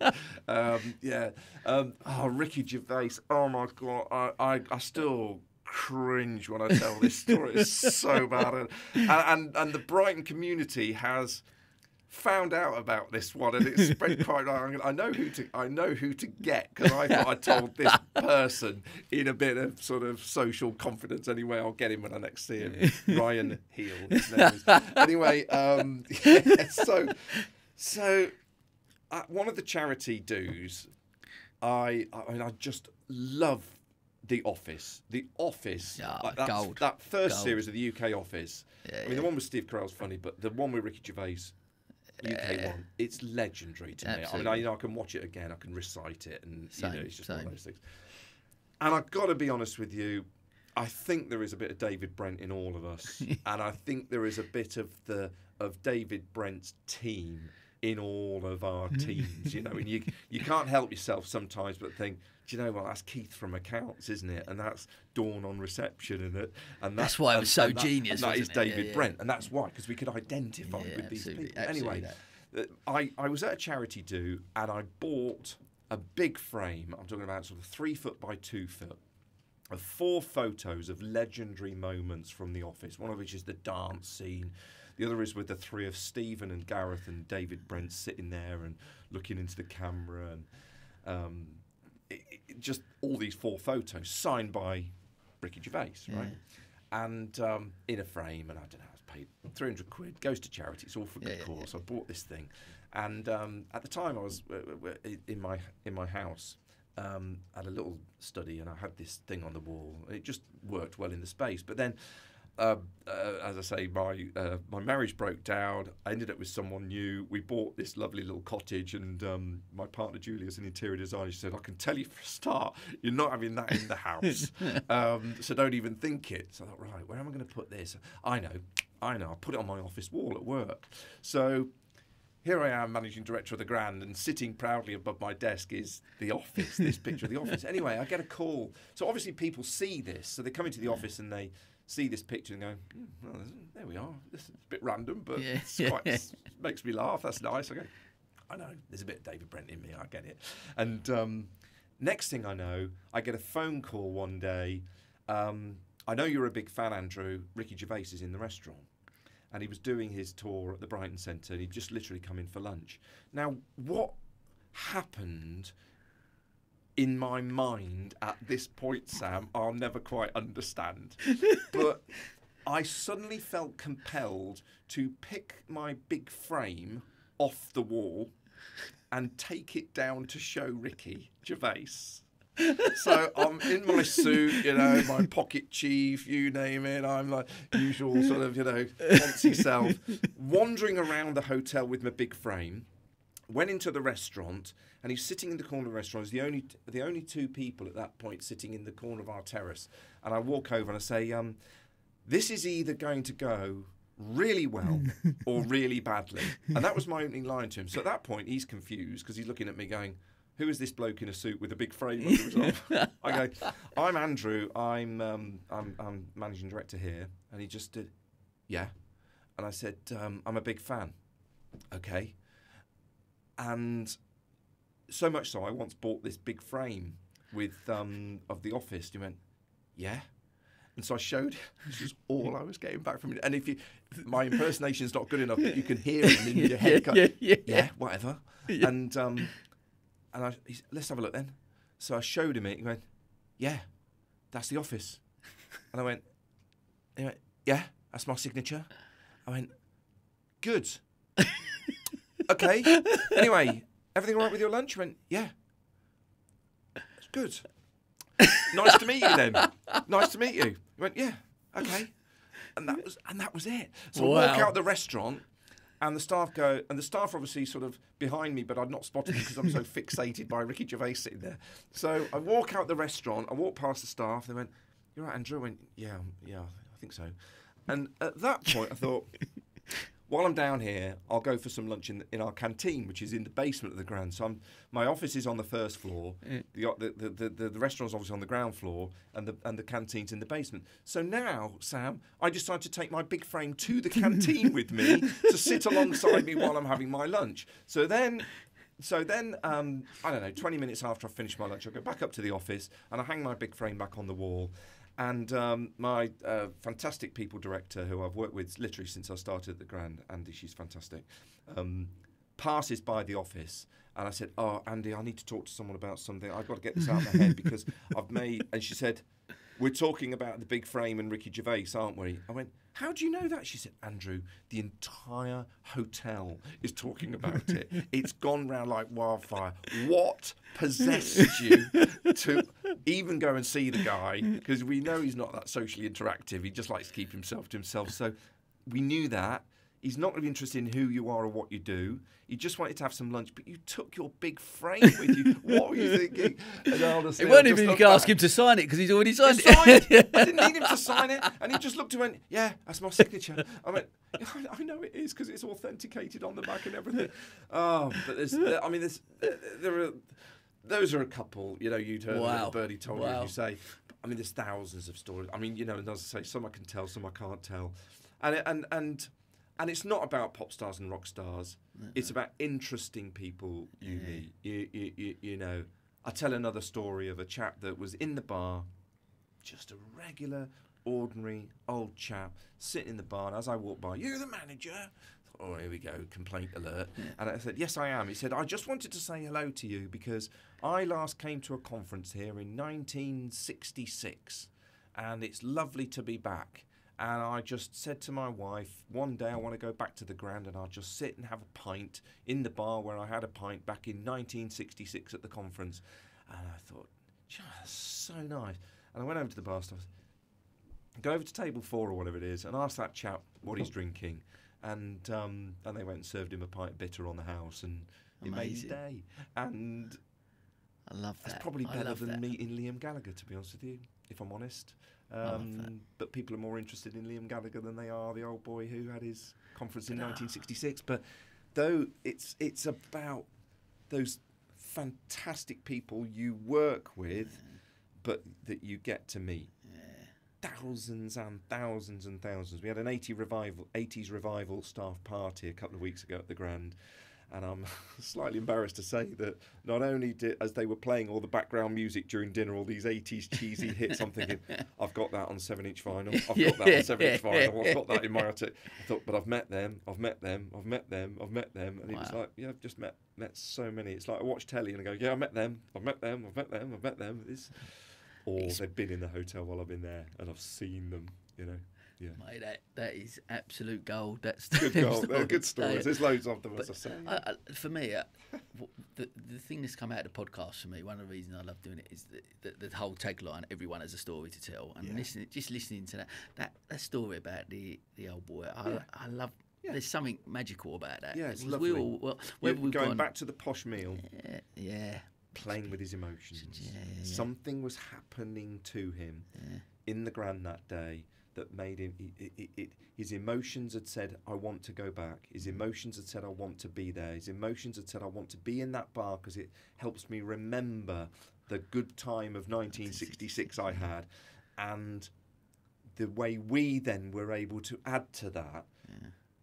And the simplicity of me just asking a member of the team to serve him a pint on us. I mean, I didn't have to lift a finger, but I was able to play with his emotions, and I know, and that's what I love doing, and I know firsthand what it feels like when mine are played, because mine haven't just been played with in 1979 at the Bosch Meal. Mine have been played with thousands of times in so many hospitality places that I've had the privilege to visit as part of the job. It's my job to look upwards and outwards at other businesses and learn from them and experience them and visit them, and you think, blimey, I'm getting paid for this. I'm getting paid. It's not bad, is it? I love that. It's not bad, is it? It's something. I'm a massive foodie, so I love. Hence, we went to talk about the grave time thing. Yeah. And there's something about it's just the experience of going out, just the experience of going into a restaurant or staying in a nice hotel. It is like you said, it creates emotions in us. That otherwise we wouldn't eat.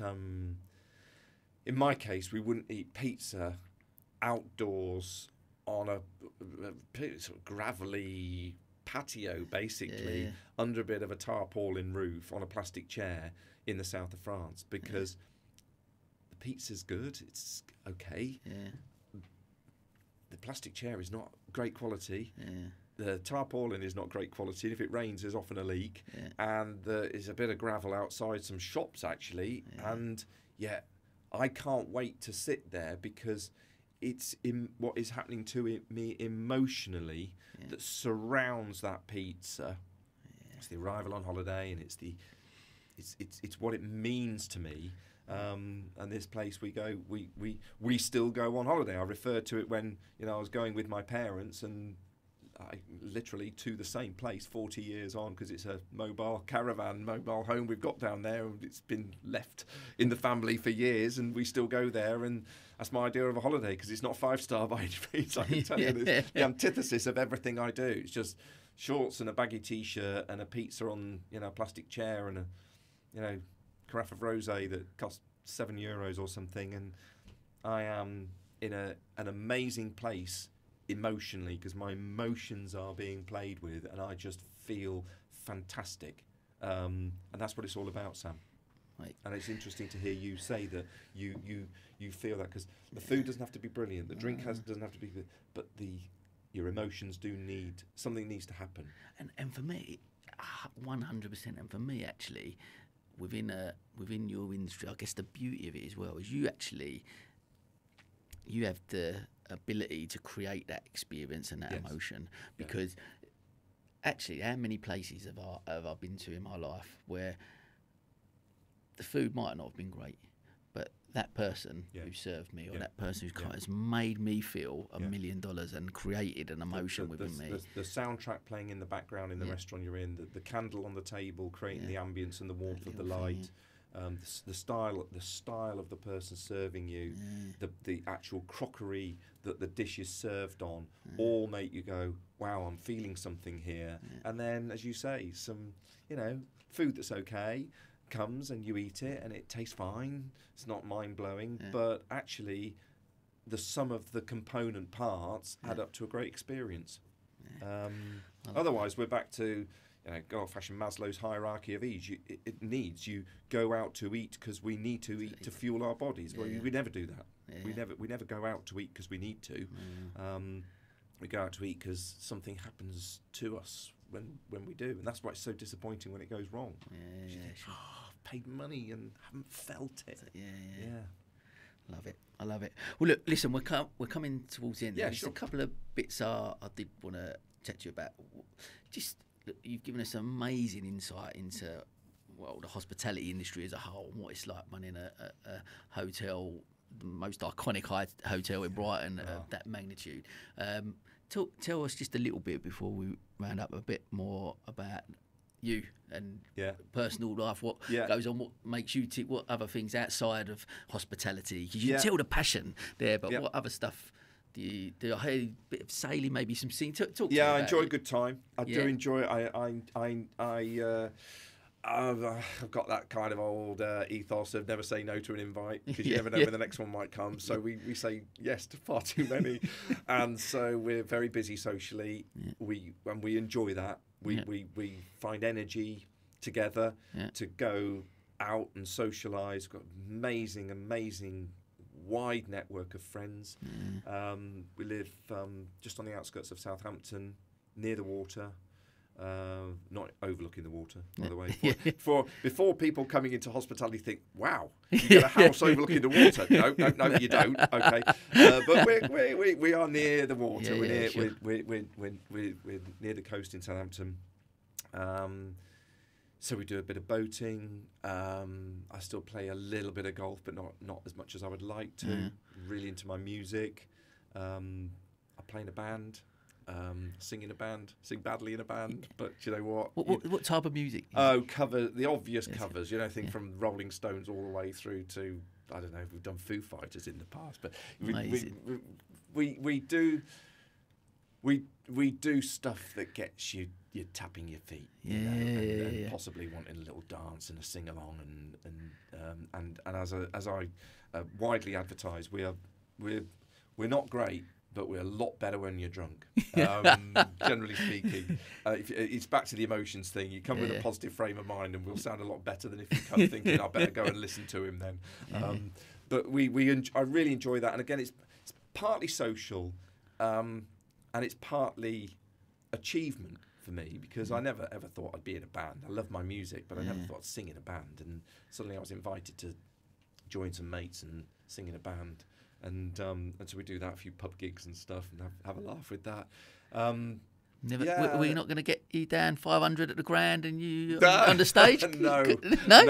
I've often said, maybe if someone twists my arm and it's the last thing I do as I leave the Grand for the very last time, never to be seen again. Because I see a little rocking horse event coming on here. No, because people are paying money to attend those things, and we never charge. So. Yeah, I mean, I'm kind of fairly normal bloke. I just enjoy time out. I enjoy sitting out in the sun and the garden and spending time with friends and all of those things.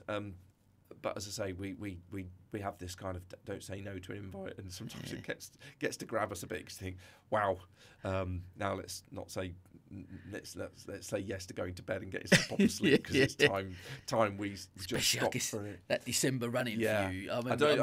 We don't do long holidays either. We like short breaks. So they've got to know me at Gatwick, because they're sort of, not literally, but you know what I mean. It's we like a long weekend rather than we prefer long weekends rather than we do 2 week. We don't do traditional 2 week holidays. So just like little short breaks. And again, that works with the job, because if you're away for 2 weeks, you can lose touch with your business, and it is a 365-day a year, 24/7 business at the end of the day. And so, as I said earlier in the conversation, you have a responsibility, whether you like it or not, to remain connected to your business. And that doesn't mean I'm sitting on my laptop on emails on holiday, but it means that I am available, and therefore relatively short haul flights and never that far away if something really went wrong, but more often than not still available to my team and supporting them when I'm not there as well as when I am there, and so we enjoy that. So we enjoyed a bit of travel and chilling out and going sitting on some gravel on a plastic chair and having a pizza and a glass of rosé. It's not bad.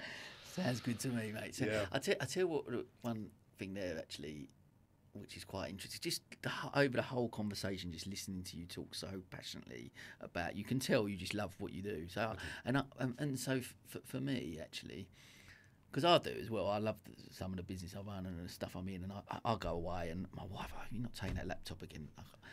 It's part of it. I have to I feel like I need to. I'm not at a stage where I can maybe delegate to, so I do need to. But I actually do it because I love it as well. Yeah. I'm conscious of obviously making sure you have downtime to be away, and Yeah. I'm there present with the kids and with Kelly, and I'm trying to be better at that. But also, actually, if you do love what you do, and it's not that life's there and work's there. It's actually that's life, and that has an impact on that. So they're all in that bubble almost. Yeah. together. Well, I mean, I've been a general manager 30 years. So I mean, when I was first appointed as a general manager, there were mobile phones, but I didn't have one. I didn't have a mobile phone until about 3 years into being a general manager. So and that was one that was fixed in the car anyway, so I couldn't use it. It's probably 5 years before I got a portable mobile phone.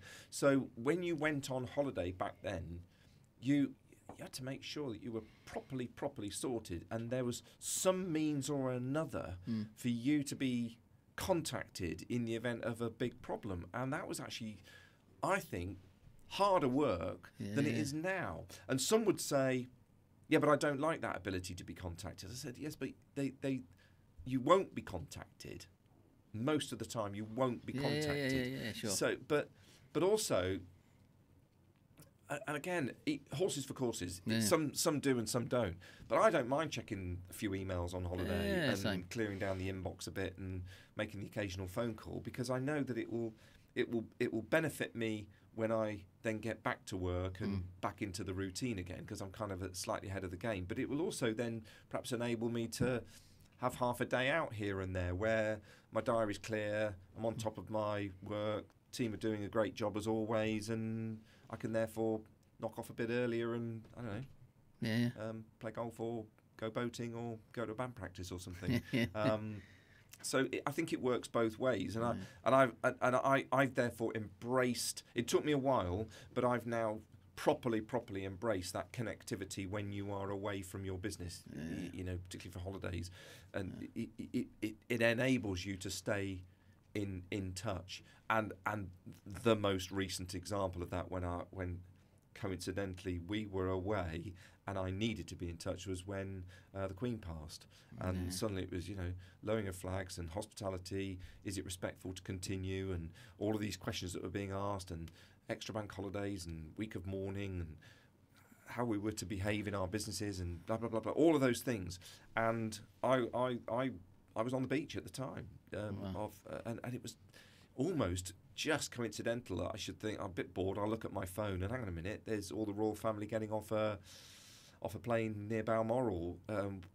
Something's going down, and Hugh Davis is on the television wearing a black tie. So hang on. Whoa, hang on. Yeah. It looks like the Queen has died. And at that point, then I pick the phone up to the business and say, right, are we all on top of this? Do we know what we're doing? Have we lowered the flag to half mast? Have we this? Have we this? Have we this? Have you and just so probably half a day's work out of a shortish break, and I'm fine with that. But needed to be. Yeah. So I think there's a benefit to it personally. Yeah. Fair play. Right. What does the future hold for you? Wow. That's a really good question, and I probably need to give it a bit more thought. Not to the question you've asked me, but to the future. I'm not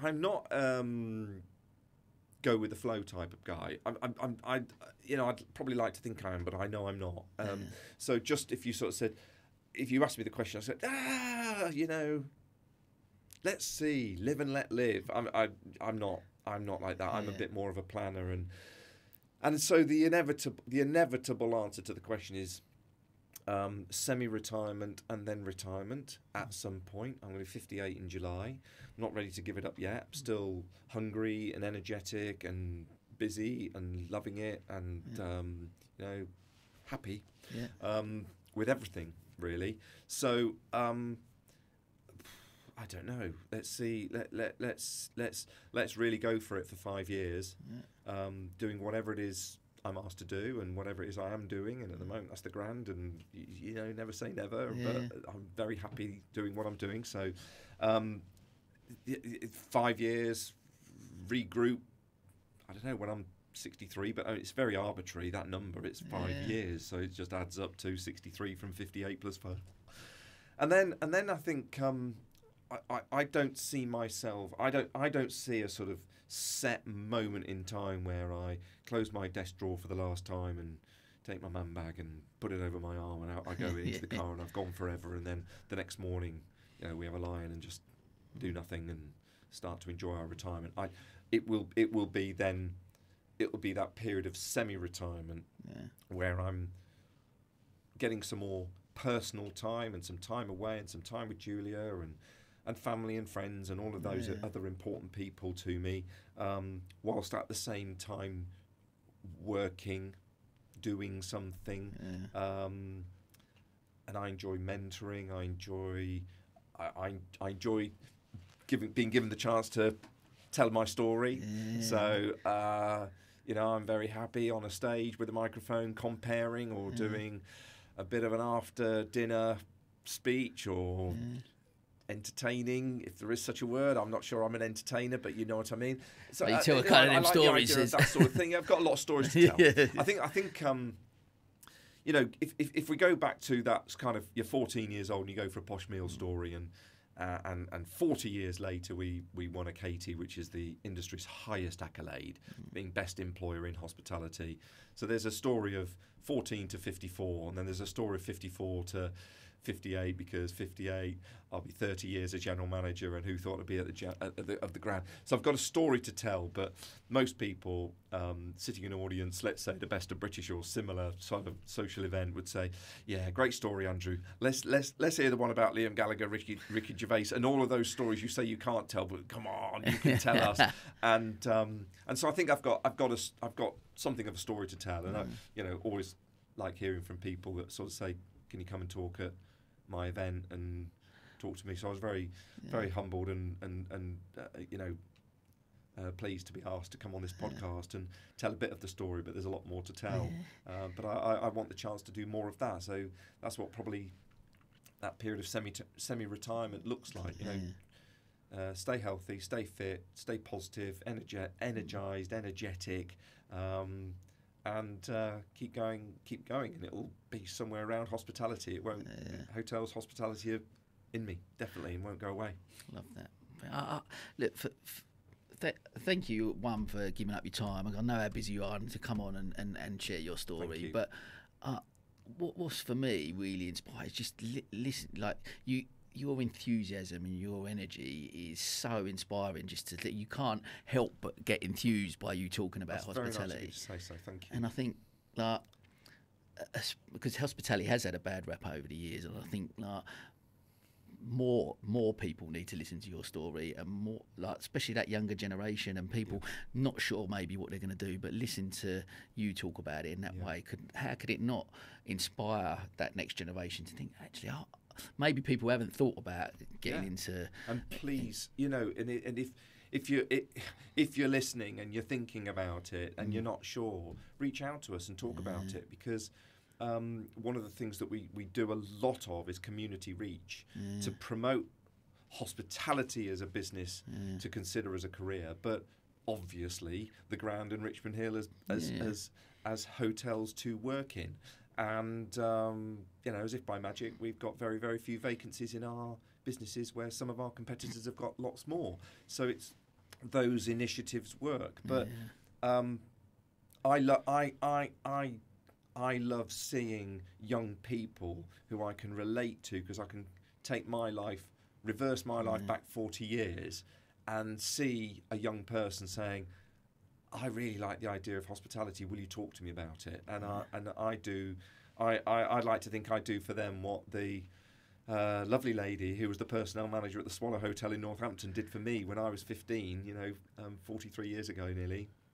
And she gave up an hour of her time to say, "Yeah, let me talk to you about it, because it can be very rewarding. It can be, it is, and it can be, but it is very, very rewarding. But you need to put into it as much as you intend getting out. You can't just rock up to work in the morning and do a bit of a job. You've got to be committed to it, because if you are committed to it, then it gives back in bucketfuls. And so if anyone does want to talk to us about a career in hospitality, even if it's at the Grand Richmond Hill or elsewhere, reach out. reach out. Google Andrew Mosley, Grand Brighton, and come into the Grand and go, I know Andrew. Yeah, and come to the bar and go, I know Andrew. He promised me a chat. I love that. Well, look, as always, we're going to finish with our quick fire questions. So, far away. One piece of advice you give to your teenage self. I'd give 2 pieces, and that would be absolutely pursue your passion. If you've got a gut feel about what you want to do, however obscure it is, go for it. But when you go for it, if it involves people working with you, always spend more than you could afford on employing the best people. When the boss is saying that's out of budget, still go for it. Love that. So you get the best people around you. Brilliant. Who has inspired you in your career and why? I was very inspired by a guy called Carl Lever. I was previously with De Vere prior to joining the Grand in 2010. I did a spell with De Vere between 2001 and 2005. There were about 20 of us general managers in the group at the time. I was second youngest at, I think I was 37 or 38 years old at the time. So I was the second youngest of 20 general managers, and Carl Lever joined as managing director, who's 33 years old. And a lot of the old school sort of frowned a lot and questioned who's this young whippersnapper that's come into our business. But he was real inspiration. Quite self-focused and self-driven, and driven by his own prize a bit. But a brilliant orator, and someone that gave absolutely clear direction on, here we are now, here's where we're going, and here's how we're going to get there. Is everyone clear? So he was one of the people that inspired me. I worked for a managing director in the early part of my career who was a real cantankerous old thing, and he would admit it, so I can say it out loud. A chap called Ian Harkness, who really provided me with the guidance, the support, and the direction I needed in the early stages of my career, and was basically the man that gave me my first general manager's job at 28. I mean, what the hell? I mean, I was 28, so I'm running a big business. It was quite, I mean, in those days, 1993, it was turning over 3 million or something. So I don't know what it'd be doing now. It was quite a big business for a 28-year-old, and my management team were all younger than me. So I mean, I was the elder statesman at 28. I mean, we were like the junior football team. Everywhere we went, we just went together. But Ian put his faith and trust in me. He broke a couple of so-called business barriers down to promote me to that size business as my first appointment, and I showed my trust in him, and I think he appreciated it, because he said, "Come with me, and I'll make it happen for you." So I did, and then when I'd done that, he gave it back in bucketfuls. So there's 2 people. It was, and guess what? It was all about direction, leadership, figurehead. All about those go-to people, communicators. And as I say, each with their own side agendas, if you like, but fine, serve we all. But Ian and Carl, amongst many others, both in and slightly out of the industry, there are people now that I work with that I'm hugely inspired by. Amazing. Yeah. So, but Carl and Ian feature on the list, definitely. Yeah, sure. Amazing. Well, can you recommend book or podcast that you've listened to that's inspired you or been an influence on you? That Peter Crouch thing. Yeah. Kidding. Yeah, if you want to laugh, that's one, isn't it? Definitely. Books Good to Great by Jim Collins would be the book. Is so when a manager joins our business, we buy them that book. Oh, really? And we ask them to read it. And guess what? Carl Lever introduced me to that book in 2004 when he joined De Vere. By the way, I recommend this book to read. It's a really good read. And so I did. And I thought, now I really understand you. So Good to Great by Jim Collins is still a go-to book.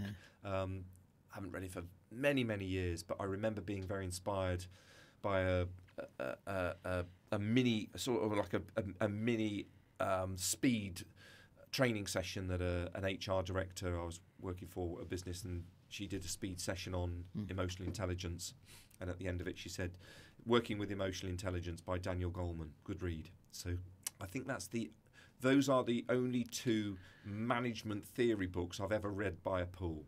So because when I do have my downtime, I like reading Peter James and stuff like that. Okay. But those 2 books still sit on my shelf. Yeah. Amazing. Yeah. Awesome. Podcasts, not really. No, I do listen. I'm not into podcasts. I do listen to.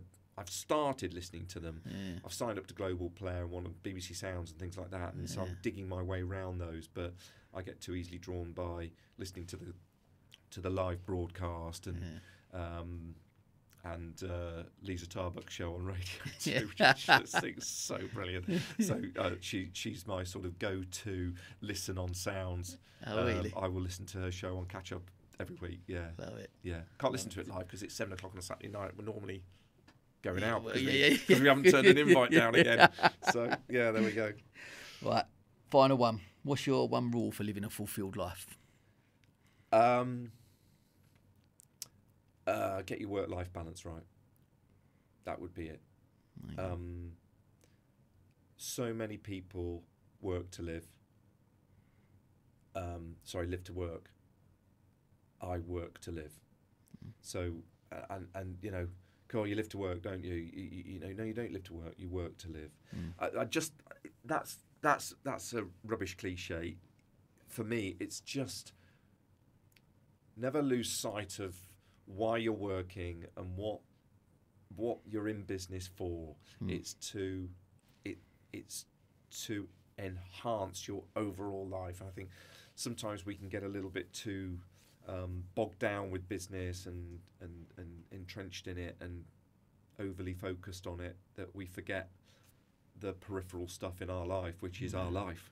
And so I think that would be my so-called mantra, that you know, we're here to work in order to live, not live to work.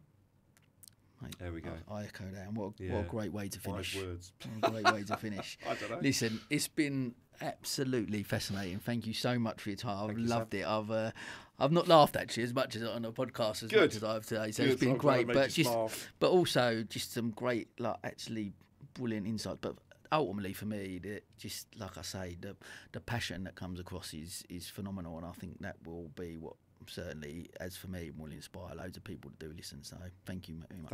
Thank you again. I appreciate it. Best wishes. And as they say, is a wrap. Excellent.